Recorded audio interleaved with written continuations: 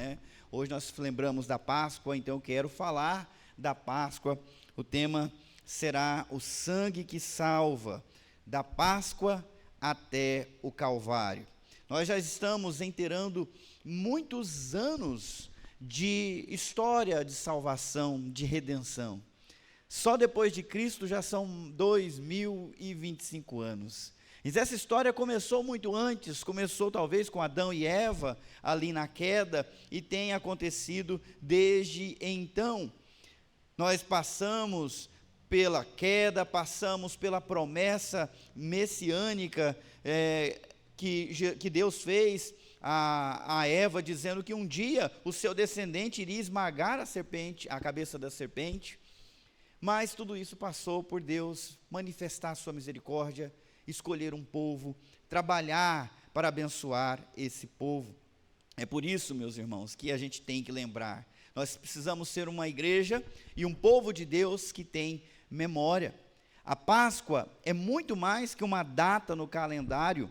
Ela tem uma coisa me incomodando aqui o tempo todo. Ela é uma poderosa lembrança do livramento que Deus deu ao seu povo e aponta desde o Antigo Testamento para a obra redentora de Cristo. Hoje nós vamos refletir sobre... Vou ter que mudar isso aqui. Hoje nós vamos refletir sobre como o sangue do Cordeiro, lá no Antigo Testamento, nos umbrais das portas no Egito, aponta diretamente para o sangue de Jesus derramado lá na cruz, e como que isso nos chama a missão de proclamar o Evangelho. Eu não combinei nada com o William, mas acho que ele já estava esperto e ministrou e falou de proclamar o Evangelho dessa forma. Queria que você abrisse primeiro a sua Bíblia em Êxodo capítulo 12, do versículo 1 ao 13.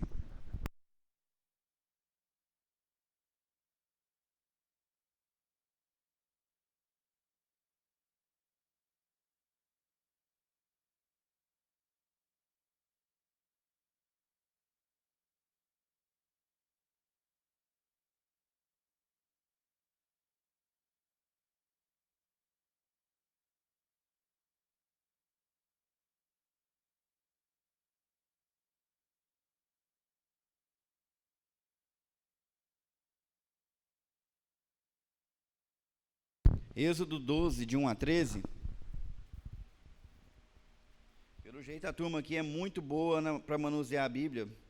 Eu nem ouvi barulho de páginas. Todo mundo encontrou? Então eu encontrei agora também. Êxodo 12, de 1 a 13, está escrito assim: Disse o Senhor a Moisés e a Arão na terra do Egito: Este mês vos será o principal dos meses, será o primeiro mês do ano. Falai a toda a congregação de Israel, dizendo: Aos 10 deste mês, cada um tomará para si um cordeiro, segundo a casa dos pais, um cordeiro para cada família. Mas se a família for pequena, para um cordeiro, então convidará a ele o seu vizinho mais próximo, conforme o número das almas, conforme o que cada um puder comer. Por aí calculareis quantos bastem para o cordeiro. O cordeiro será sem defeito, macho, de 1 ano. Podereis tomar um cordeiro ou um cabrito. E o guardareis até o 14º dia deste mês. E todo o ajuntamento da congregação de Israel o imolará no crepúsculo da tarde. Tomarão do sangue e o porão em ambas as ombreiras, e na verga da porta, nas casas em que o comerem. Naquela noite comerão a carne assada no fogo, com pães asmos e ervas amargas a comerão. Não comereis dele nada cru, nem cozido em água, porém assado ao fogo, a cabeça, as pernas e a fressura. Nada deixareis dele até pela manhã, o que porém ficar até pela manhã, queimá-lo-eis no fogo. Desta maneira o comereis: lombos cingidos, sandálias nos pés, cajado na mão, comê-lo-eis à pressa, e é a Páscoa do Senhor, porque naquela noite passarei pela terra do Egito, e ferirei na terra do Egito todos os primogênitos, desde os homens até os animais. Executarei juízo sobre todos os deuses do Egito. Eu sou o Senhor. O sangue vos será por sinal nas casas em que estiverdes. Quando eu vir o sangue, passarei por vós, e não haverá entre vós praga destruidora, quando eu ferir a terra do Egito. Foi a primeira vez que foi celebrada a festa da Páscoa. O contexto, vocês sabem, era de escravidão. Por 400 anos, os descendentes de Abraão, Isaque e Jacó foram escravizados e oprimidos lá no Egito. A lembrança do Deus de Abraão, Isaque e Jacó era no coração deles apenas um nome para o qual clamar e pedir misericórdia, porque eles nasciam escravos e morriam escravos. Viviam em profunda opressão. O clamor era tão grande, o sofrimento era tão intenso, que subiu até os céus. Deus ouviu e Deus se lembrou da sua aliança e enviou um libertador, enviou o profeta para ir até o faraó e dizer: deixai, pois, o meu povo sair para me adorar. E ali se deu um grande embate entre dois poderes, o Deus de Israel e os deuses do Egito. O povo de Israel, no primeiro momento, sofreu ainda mais, porque Faraó endureceu a sua crueldade sobre o povo, exigindo que eles trabalhassem mais. E Deus também endureceu contra Faraó, mostrando os seus sinais de que ele era Deus de verdade, poderoso, acima de qualquer Deus do Egito. Vieram as pragas, 10 pragas no Egito, que arruinaram a terra, arruinaram a plantação, arruinaram o Egito como nação, deixando-os pobres, deixando-os à míngua.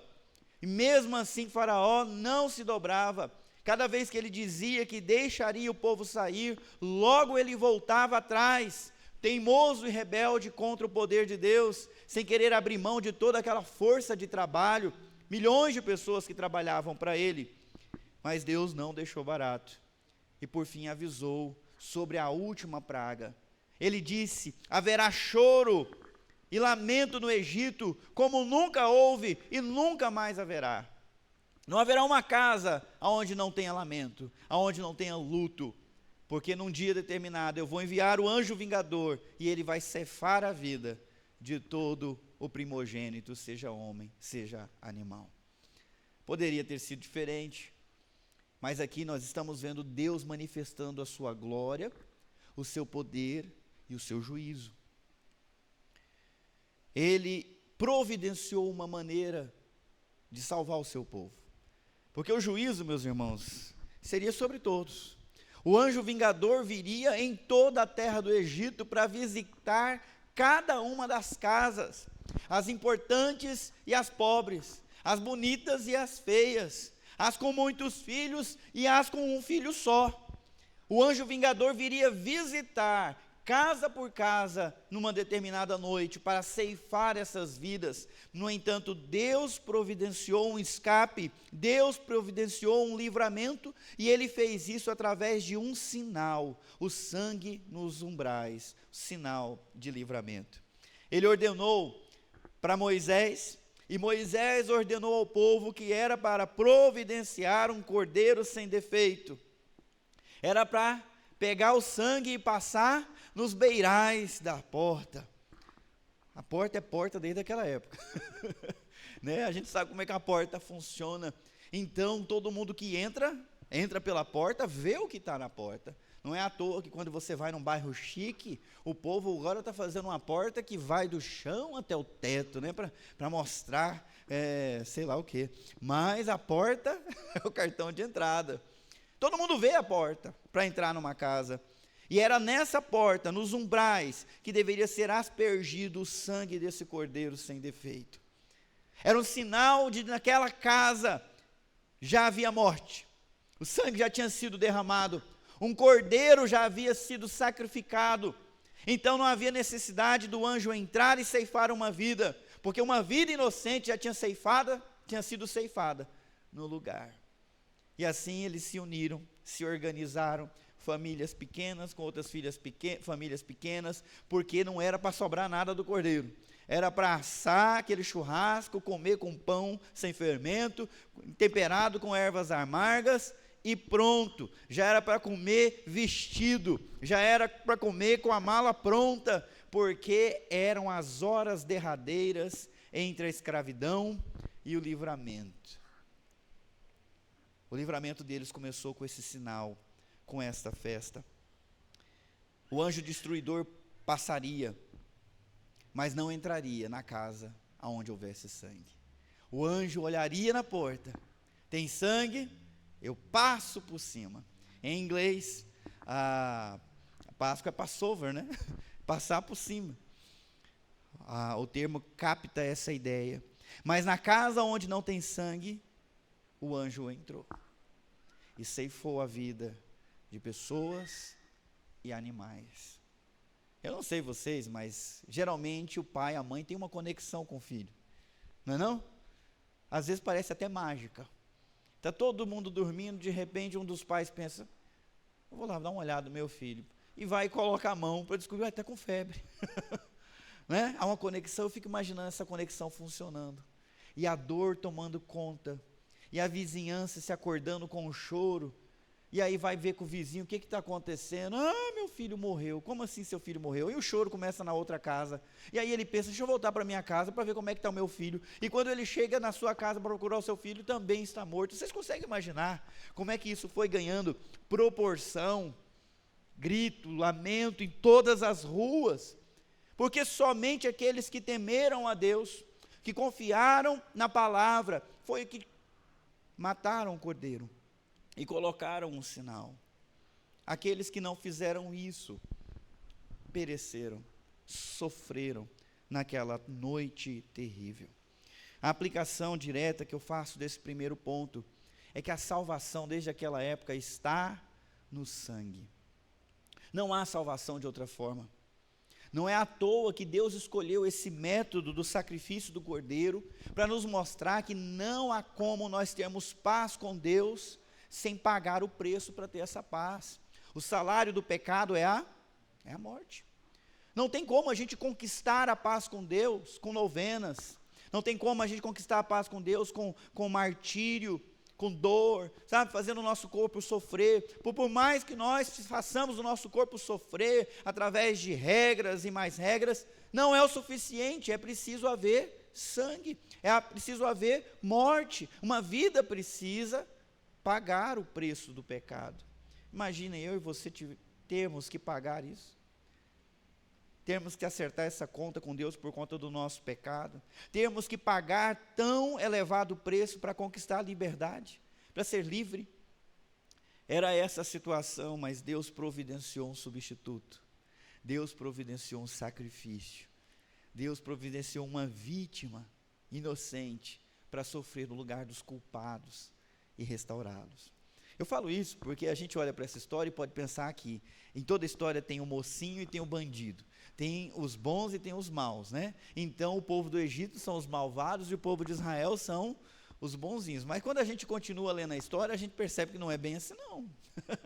Logo cedo, esse povo já começa a murmurar, esse povo já faz estátuas de bezerro de ouro e adora, dizendo, foram esses deuses que nos tiraram do Egito. É um povo difícil, de dura cerviz, é um povo pecador. Então eles não foram salvos porque eles eram bons, eles foram salvos porque eles acreditaram na palavra do Senhor e creram naquele sinal de sangue. A salvação está no sangue, tudo isso já apontava para Cristo. Outra coisa que eu percebo, Deus não faz acepção. Qualquer pessoa que cresce e marcasse a sua casa com sangue, experimentaria a salvação. Enquanto no Egito houve lamento, na terra onde estava o povo de Deus, houve paz.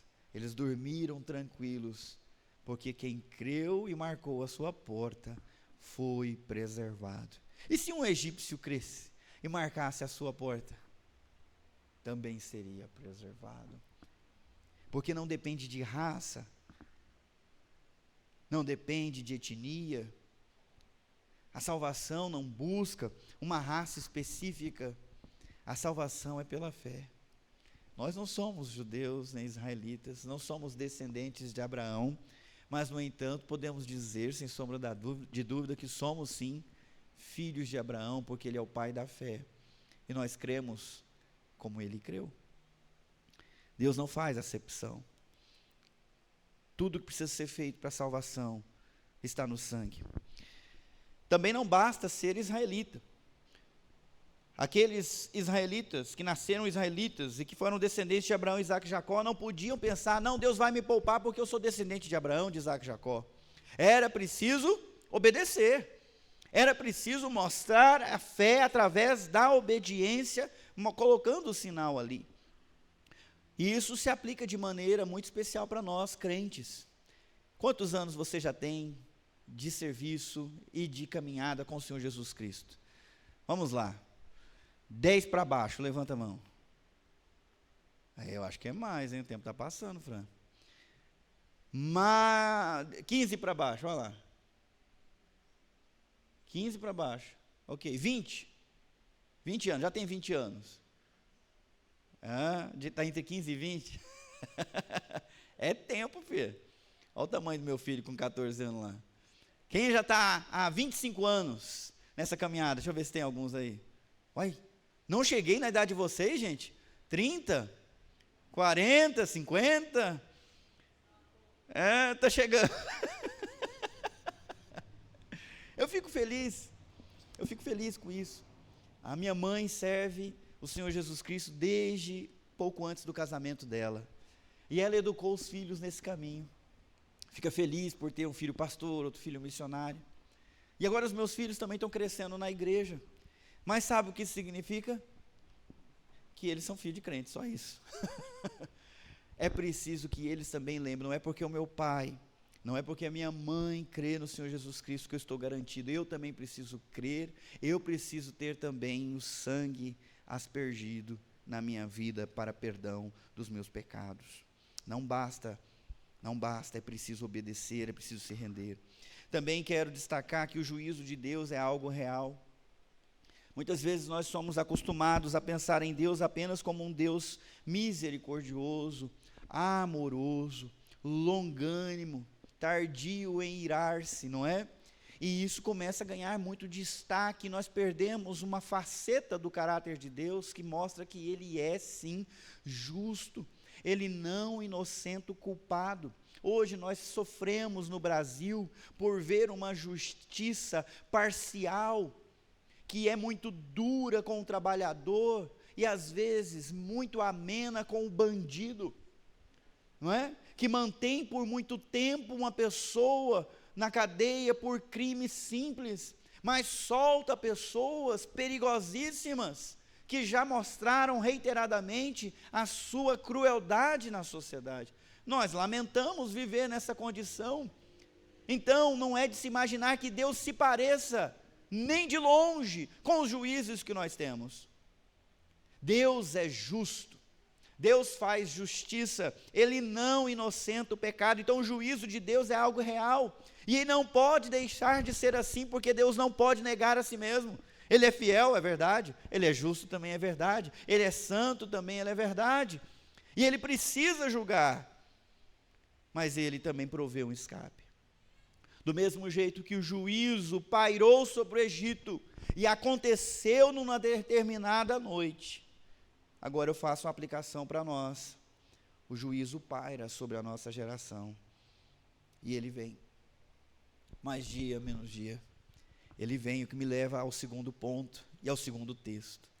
Hoje nós não colocamos mais o sangue nos portais da nossa casa, mas mensalmente, às vezes menos que isso, mais que isso, nós celebramos através da Santa Ceia e bebemos do cálice, que é um anúncio do sangue de Cristo que foi derramado.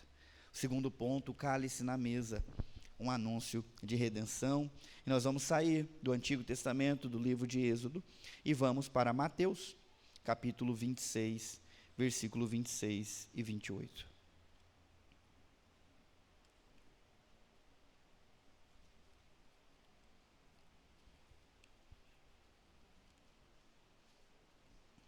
Mateus 26, versículo 26 a 28.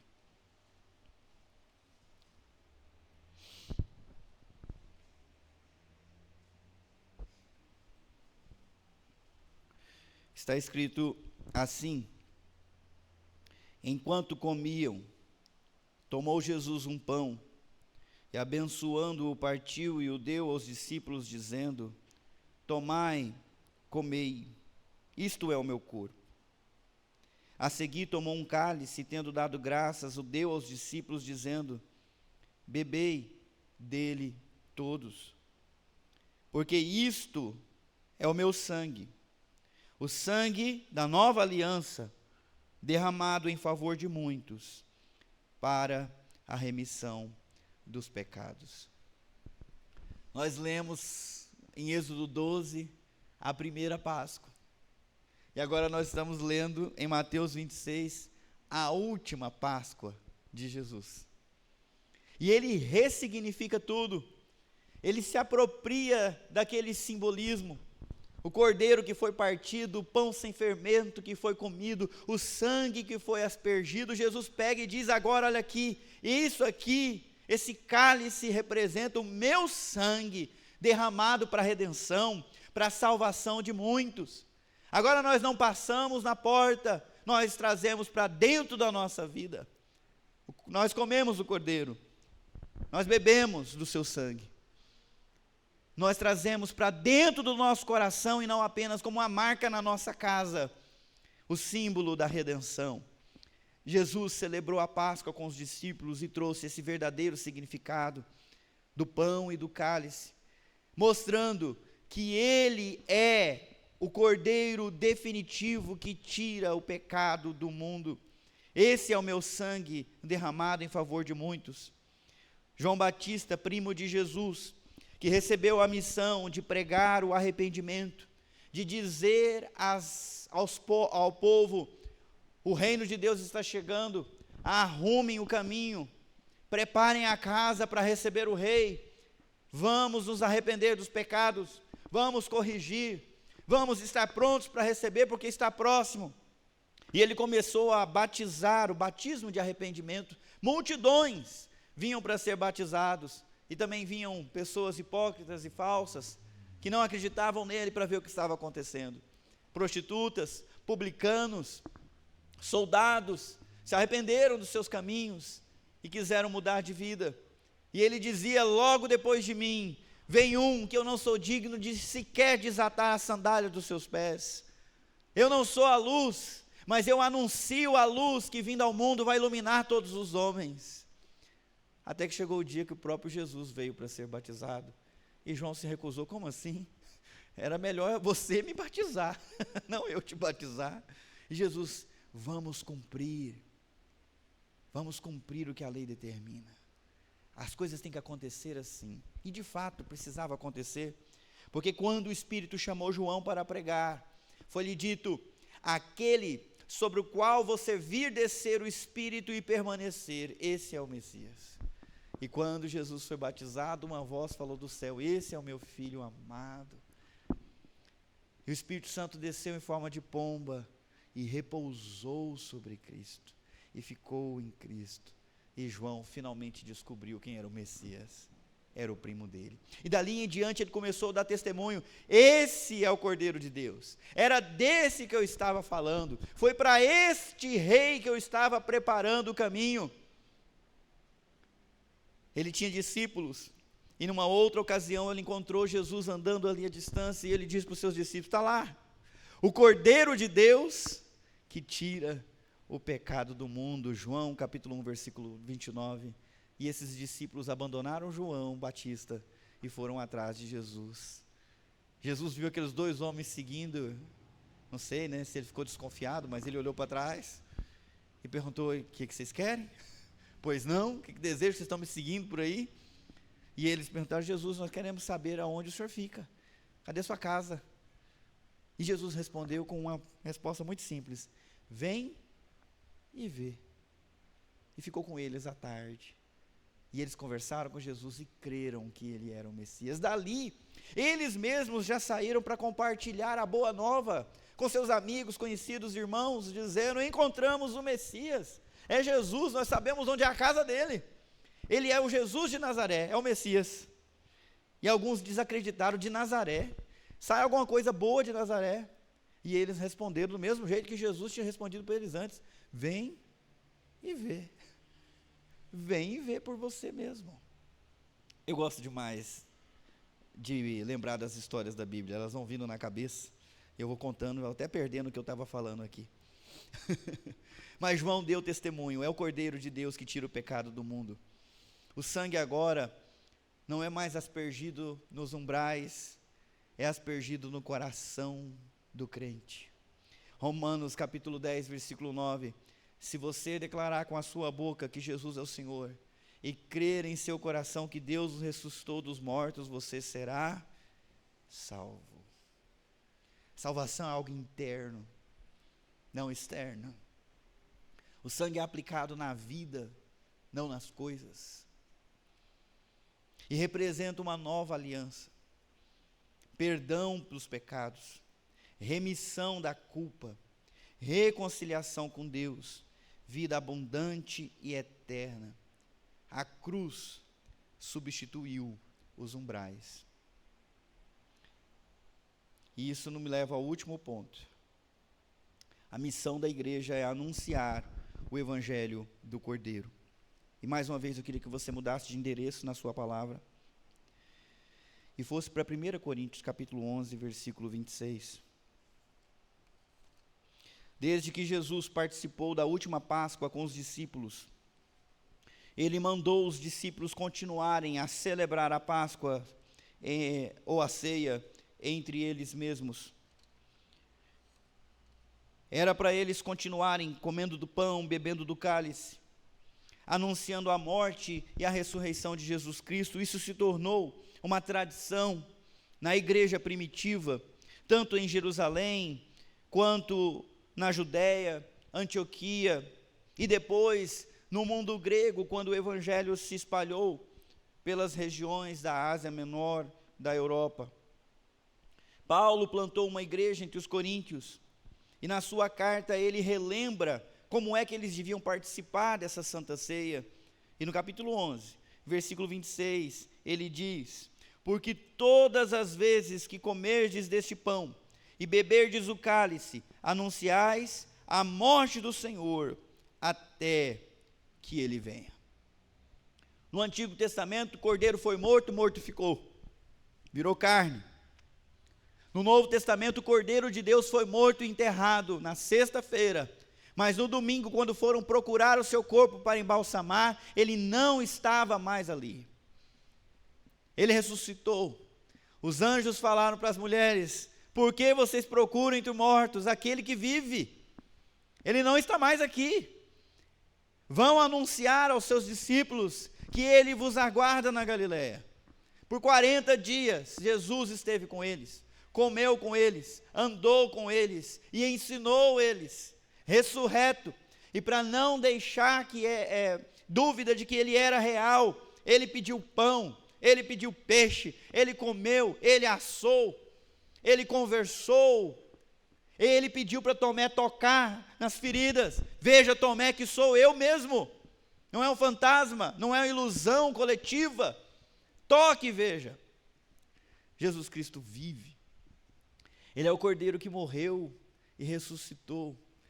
E quando nós celebramos a Santa Ceia, nós anunciamos a morte, mas também anunciamos que ele não está mais morto. Ele vive e voltará.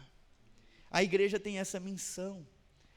Não só na ceia, mas anunciar a morte de Jesus. A aplicação, meus irmãos, é o seguinte: o juízo paira sobre esse mundo. O anjo vingador continua passeando por aí. Ninguém sabe a hora em que ele chega. Vocês despediram de várias pessoas que morreram cedo, não é? E há pessoas que estão partindo sem saber que o Cordeiro de Deus derramou o sangue para ser aspergido no seu coração, a fim de que mesmo que ela morra, ela viva. Nós precisamos anunciar. Senão eles vão perecer como pereceu o povo do Egito. Senão o lamento vai se estender por toda a eternidade, por não terem sabido que havia uma maneira de ser salvo. por não terem reconhecido que havia um sangue derramado capaz de pagar a culpa do pecado. A nossa missão é proclamar que há perdão no sangue de Jesus Cristo, e ainda há tempo para que muitos sejam alcançados. A igreja não pode se calar enquanto houver juízo à porta, e cada dia que passa o juízo está mais próximo. O Novo Testamento fala na boca de Pedro que no último dia as pessoas vão estar casando, se dando casamento, celebrando, como se não houvesse fim. Mas do mesmo jeito que o dilúvio veio e pegou a todos, o Filho do Homem virá. O fim virá. E cada dia que passa é um dia que nos deixa mais próximo desse momento. Nós precisamos pregar, nós precisamos anunciar. Não importa se você é novinho ou se você é, não pode falar velhinho, experiente. Enquanto você tiver fôlego, você deve anunciar a morte e a salvação em Cristo Jesus. Pedro, Paulo, todos os apóstolos anunciaram até a morte. E muitos morreram por anunciar. Nós vivemos num país que ainda tem liberdade de expressão, em que a liberdade de culto ainda é real. Não há desculpa para nós não estarmos imbuídos dessa missão. Não há desculpa para nós não estarmos orando pelos nossos amigos e conhecidos, pelos nossos irmãos que ainda não aceitaram Jesus, pelas crianças que cruzam o nosso caminho, por todas as pessoas que conosco compartilham o dom da vida nesse momento. O sangue no Egito salvou da morte física. O sangue de Cristo salva da morte eterna. Então eu pergunto, sua vida, ela já está coberta pelo sangue do Cordeiro? Você já lavou o seu coração? Você já entendeu que estando em Cristo Jesus já não há condenação para você? Senão hoje é um bom dia para isso acontecer. Dia de Páscoa é dia de lembrar que Jesus Cristo morreu por você. Isso é amor, isso é salvação. Outra pergunta, sua casa está firmada na fé em Cristo? A rendição, a adoração singela, verdadeira e profunda de toda a família ao senhorio de Jesus. Por último, você tem vivido e proclamado essa mensagem? Você tem feito disso uma prioridade? Afinal, você foi alcançado para alcançar outras pessoas. Nenhum de nós é o fim, o último da graça. Nós somos alcançados para alcançar. Nós somos alcançados pela luz para poder brilhar. Onde há sangue, há vida. E na igreja do Senhor Jesus Cristo, lavada pelo sangue, deve haver proclamação dessa obra. Hoje de manhã, eu fui surpreendido por uma mensagem de um irmão. Ele escreveu assim para mim: meu irmão, boa noite. Já é tarde, mas Deus tocou no meu coração para te escrever.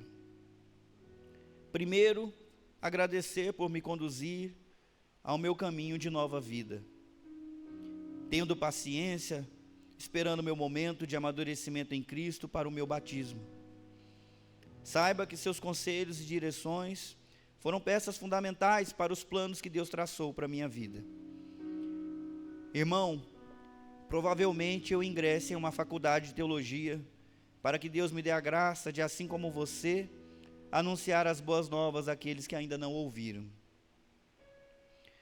Tenho ouvido todo dia a Bíblia pela manhã. Agora estou em Coríntio, e lá se fala muito sobre a vida e o testemunho de Paulo. Como antigamente era de costume escrever aos irmãos em Cristo, e ele fazia muito isso, essa passagem me encorajou a escrever-te como nos velhos tempos, porém com tecnologia agora. Saudações, abraços em toda a família e também meus irmãos em Cristo, suas ovelhas. Se possível, por favor, transmita meu abraço a todos. Quem escreveu essa mensagem foi o Luiz Kleber, e nós batizamos ele no mês passado. E como é que isso aconteceu? É difícil de explicar. Ele começou a vir para a igreja, mas ele também iria se candidatar a vereador em Campinas. E eu já vi essa história acontecendo outras vezes. Mas quando ele chegou para a igreja, eu falei, se ele está pensando em dar o bolo na gente, a gente vai dar o bolo nele.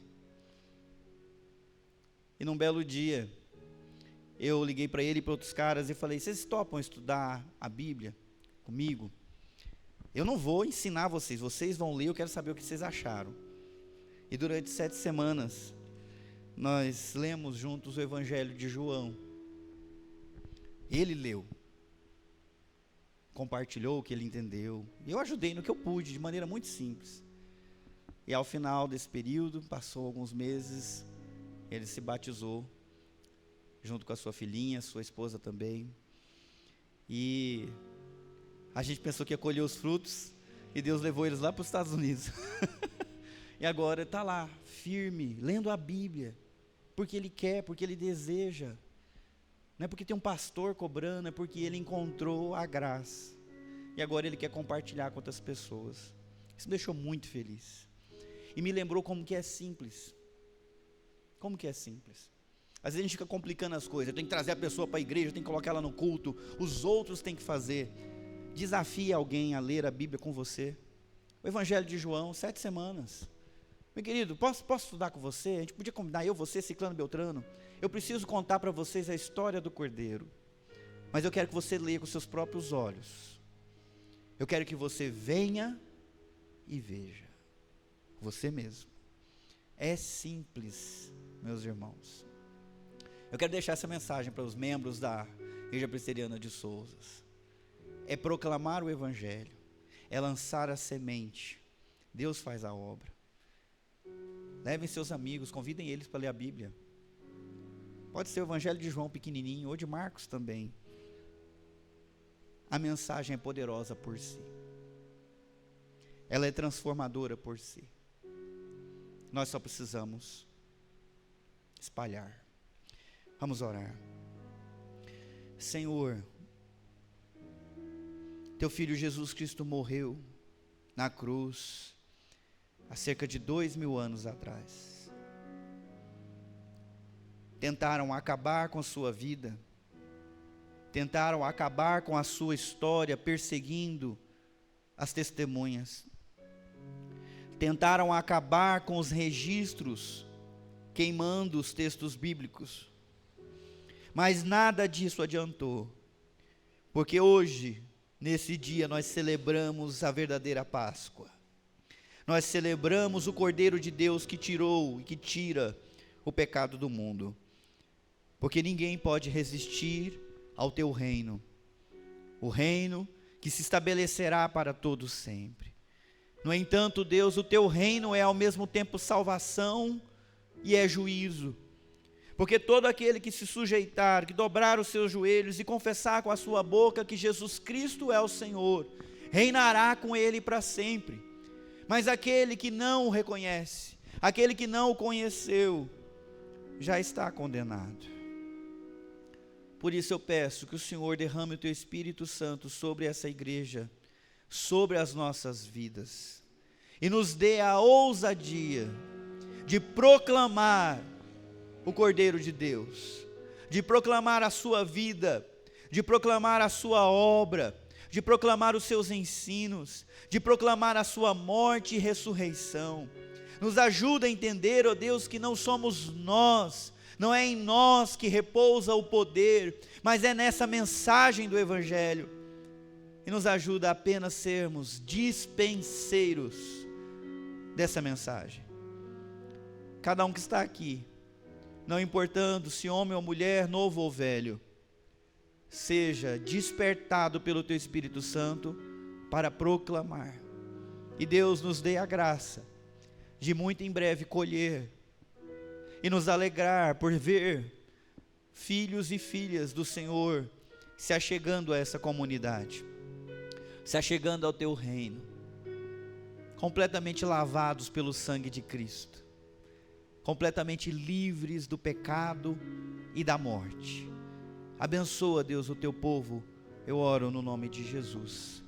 Amém.